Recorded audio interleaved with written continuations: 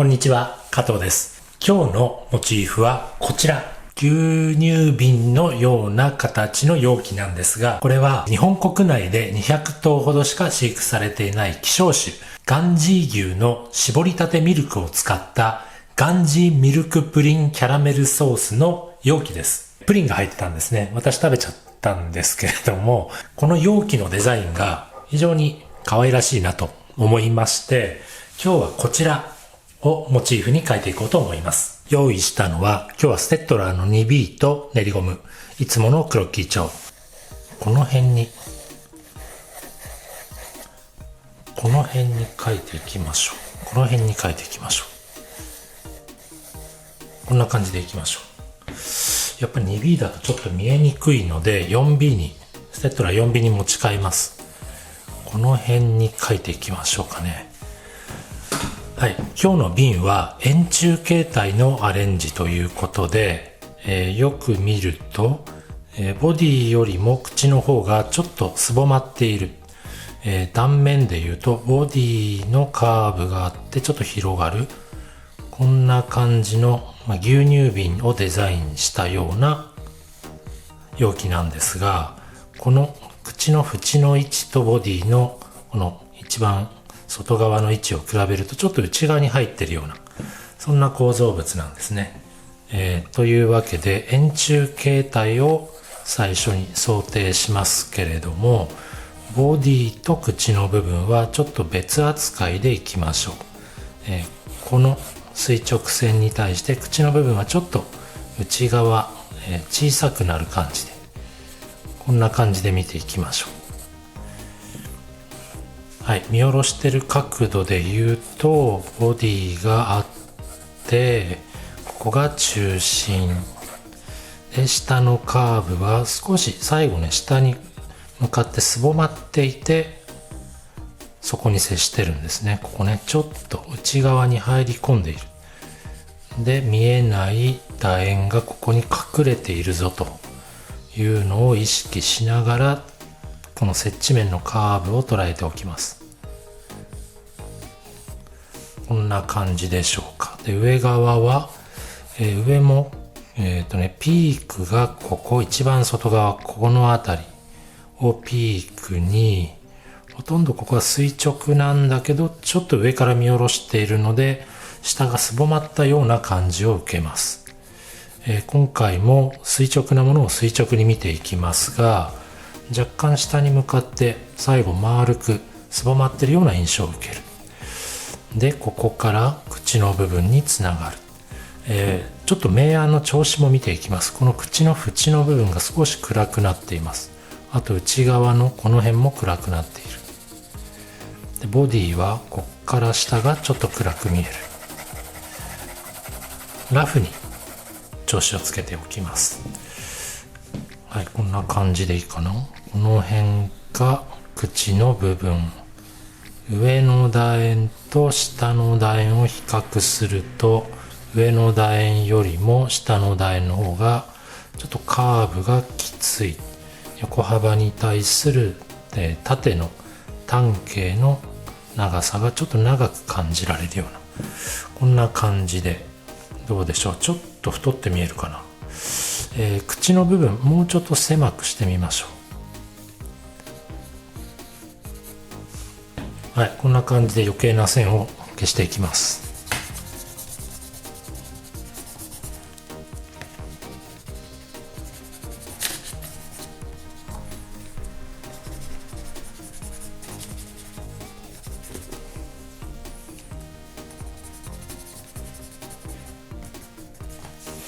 はい、こんなでいいかな。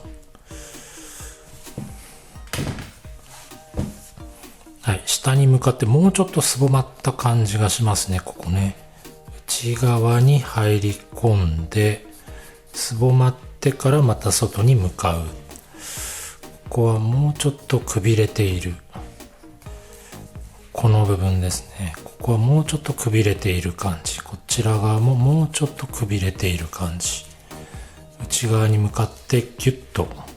狭くなっている感じがもうちょっと必要な印象がですね、ここ必要かなと。はい、上の楕円はどうでしょう。こんなもんでいいかな。上の楕円の見え方、こんなで、ここが少し影で暗くなっていて、で、縁が光が当たって明るく見えている、その内側がちょっと暗いと。今回は主に線描で、線デッサンと思ったんですが、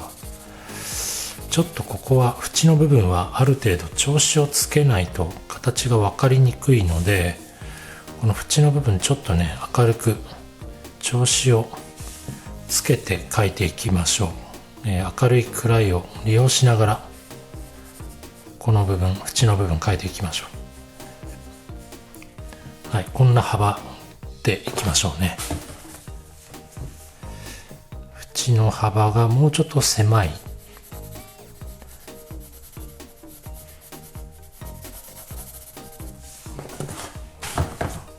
このくらい白く明るく見えている部分の形が、こんな感じで、ここから下は結構影が強く濃く暗く見えているので、この辺り、自分に近い辺りはちょっと強めに暗い調子をつけておきます。この真下の部分、ここですね。ここはちょっと強めに暗い調子をつけておきます。はい、だいたいこんな印象でいいかな。はい、そしたら今度取っていきましょう。ここに取っ手がついています。構造としては、ここが取り付け位置のこの付け根の部分で、こう来て、ボリューム的にはこのくらいの厚みなのかな。もうちょっとこっち回しましょう。このくらいにしましょう。ちょっとはみ出る感じで、ここにはみ出る感じで、こんな風な、穴が中に開いているんですけれども、取っ手の部分開いてるんですけれども、こんな風に内側に向かって穴が開いていて、ここが取り付け位置、カーブしていて、厚みがこのくらいあって、で、ここが側面。やっぱり上の面が明るいので、縁と一緒で、上の面、練りゴムでちょっと明るさを取り戻します。つまり側面から暗くなっていくせいで上の面がより明るく残っている、明るく見えている。で、断面がちょっと丸みを帯びているので完全な四角い形状じゃないんですね。緩やかに側面につながっていくために、ここはあんまり極端に明暗の差をつけない方が自然に見えていいのかな。あとこれが下の面、下の形の終わるところ、何回か形を取り直しながら、これ下の部分でちょっと本体に影が落ちています。こんな感じでしょうか。これで右下の取ってある程度形捉えてみました。で、それに伴ってこの辺もうちょっと影でいいのか。よし、この辺でちょっと左側に見えている、これと対になっている向こうのハンドル、取っ手を見ていきましょう。ちょうど隠れているんですけれども、この辺が上の面、そして側面が見えている。はい、ちょっとね、こう左右上向きの、埴輪の手みたいな感じになってるんですね、ここね。はい。で、上の面が明るく見えるように。で、この線がちょっとね、輪郭線が強すぎたので、調子で、明るいか暗いかっていうトーンで、ここはちょっと見ていきましょう。ボディ側面の方が暗い、本体の方がちょっと、取っ手の方が少し明るい。形はこんな感じ。ここはもうちょっと滑らかに下までつながっていって、この肩のラインが少し極端でしたね。もうちょっと滑らかなカーブを描く。本体側面はもうちょっと暗い中間色。この側面もうちょっと暗いんですね。上のこの縁が一番明るいので、この縁、それ以外がちょっと暗く見えるんですね。はい、こことここは側面が暗いせいで上の縁がより明るく見えると。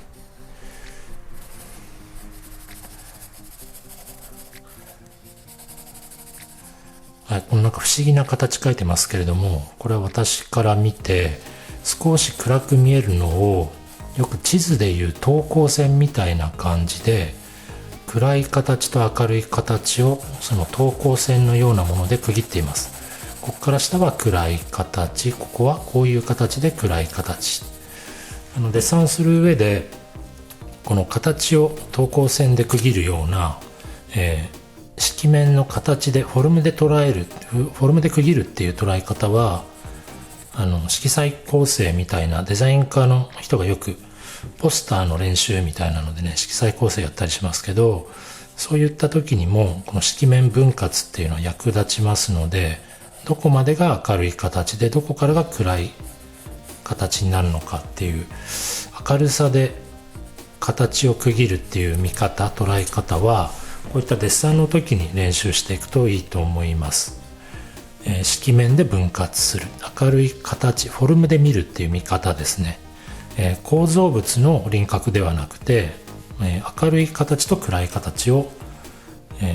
見せかけの明暗を捉えていくっていう捉え方です。はい、ここの形は本当はここ線なんかないんですけど、バック何も描かない白い紙のまま残すので便宜的にここは輪郭線を使います。本来はどちらかが暗くてどちらかが明るい、そういった部分なので、暗い方を描いて鉛筆で描いて、明るい方を練りゴムで描いて、その差で見せるところなんですけれども、はい、ちょっと清書しますね。ここのピーク楕円の一番外側の広がっているところから徐々に狭く内側に入るんですけれども、書いてるうちに楕円がね、これどうしても歪みが出てくるんですよね。右利きの人と左利きの人で書きやすいカーブが右と左違うと思うんですけど、私の場合は極端に言うとこういう楕円になりやすいです。ここがまっすぐ、ここのカーブが強い、ここのカーブが強い。ちょっとこう左下を向いた平行四辺形みたいな、そんな楕円になりやすい。これ手の癖なので、そうなりやすいっていうのが分かっているので、右のこのカーブを削り取ります。左のこのカーブが丸みが強くならないように削り取ります。そんな風に、自分の癖、手の癖みたいなものをある程度理解しておくと、どんな風に形の歪みが出やすいか、何枚も描いていくうちに経験から予測ができるようになってくるので、自分の書き癖というか間違いやすい癖みたいなのは場数を踏んで、学習していくのが一番合理的だと思います。よくそうなりやすいっていう癖を覚えていく。はい、こんな感じでちょっとね、面の向きに沿ったこういう向きのタッチも少しだけ加えてみます。タッチを見せるべきか、どっち向きのタッチってそのタッチの向きが分かるように見せるべきかどうかっていう質問題があると思うんですけど、私は見えないところは見えないまま、タッチを見せないでいいと思ってるんですけど、それが向きが感じられるなって思うところ、例えばこういうところ、こういう向きが感じられるなっていうところには、あえてタッチの向き、方向性が、感じられるわけですから、感じられるように見せるというか残していきます。だいたい横向きか縦向きか、ちょうどこのメッシュのようにクロスするタッチの向き2つ方向があると思うんですけど、それの縦向きをここは強調しています。ここは横向きを強調しています。場所によって縦を強調すべきか横を強調すべきかを作者が選んでいます。だいたいデッサンを見ると、ここは私ね縦を強調してますけれども、人によってはこれ横、こういう向きを強調して感じられてるっていう人もいると思うので、それは人によってね、自分が感じた向きを強調していったた方がその後、誰のデッサンかわからないデッサンになりにくいと思います。この人はこっちを強調するタイプなんだなっていうのが、あと私の場合はこういう不思議な形、謎のこういう形をなるべく見つけるように探すようにしています。このランダムな形というか、なんか決まりがなくて、たまたまその位置から見たらそんな風に見えている変な形ですね。それをなるべく見つけるようにしています。はい、こんな感じでどうでしょうか。ちょっと接地面があやふやなので地面描いていきましょう。ここですね、この下の部分。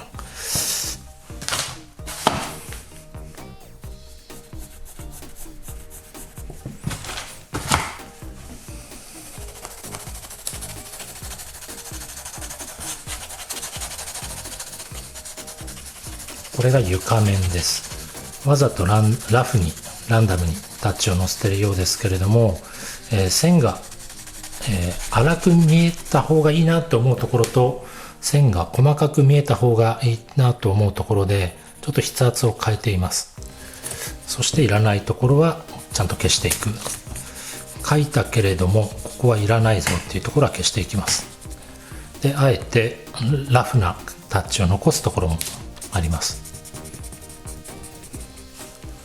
はい、こんな感じで、もう一回フォルム見直します。こう切ってここがエッジ終わるところ、内側に入り込んで OK。 こんな感じでどうでしょう。この接地面ももうちょっと丁寧に見ましょうね。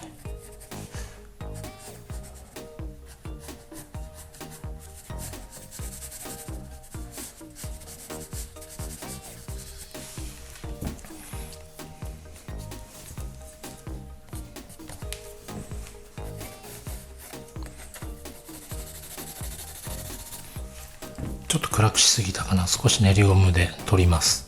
つけすぎた調子を取っていきます。目を細めて見ながらトーンを合わせていきます。今回白い瓶なので、あんまり黒く描きすぎると薄汚れた瓶に見えそうなので、ちょっとつけすぎたところ、調子をつけすぎたところは薄く粉を吸い取るような感じで取っていきます。あと最初はラフに描いていたタッチもちょっと仕上げに向けて、タッチのムラがあるようなところは隙間を縫うようにして鉛筆の調子を乗せて、ある程度滑らかな、陶器でできた、磁器でできた硬い、食器っていうのかな、容器特有のこの質感に合わせていらないところを消していきます。ここはもう一度形を見直しましょ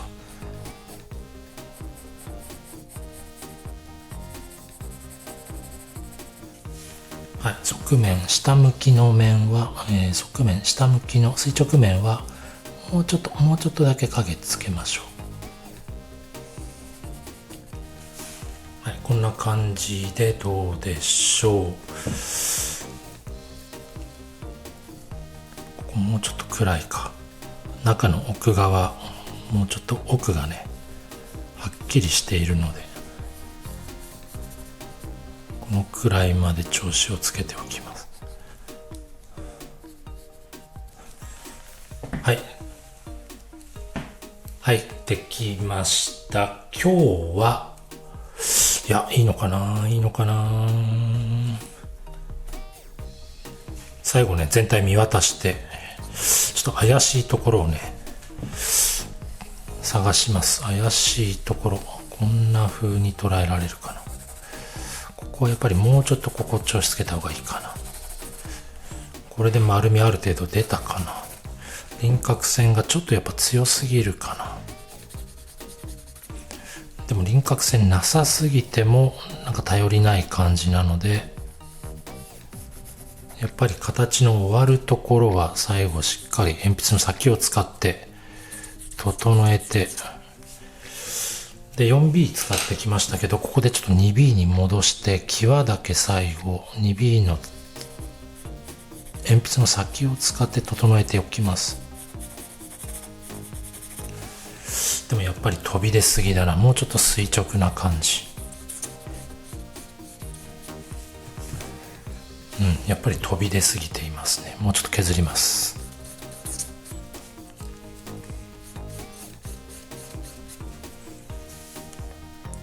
一旦外に飛び出るけど出すぎないで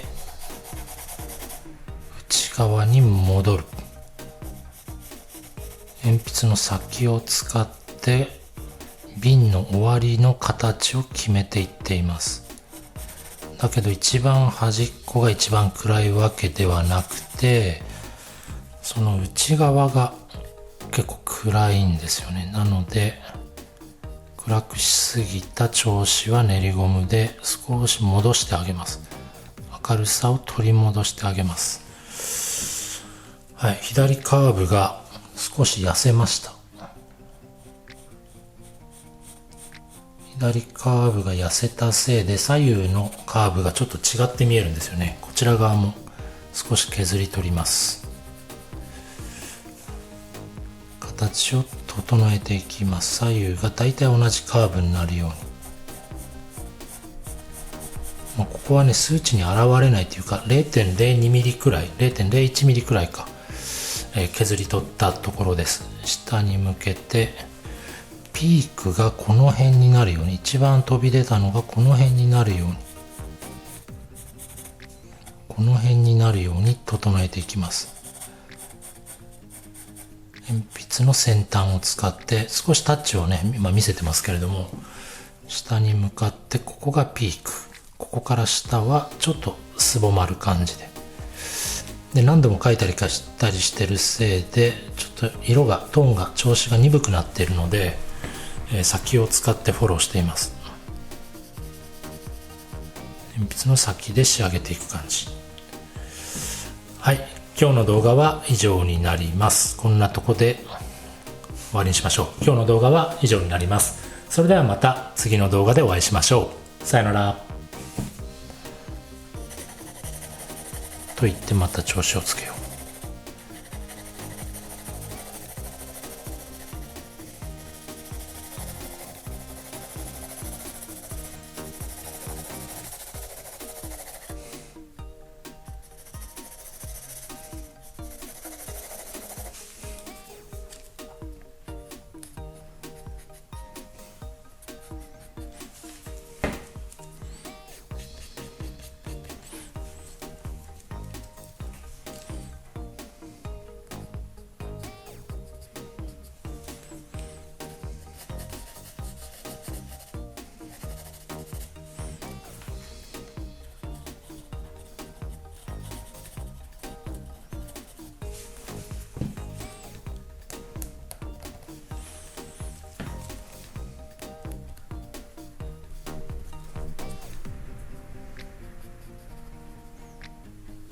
はい、こんなところにしておきましょう。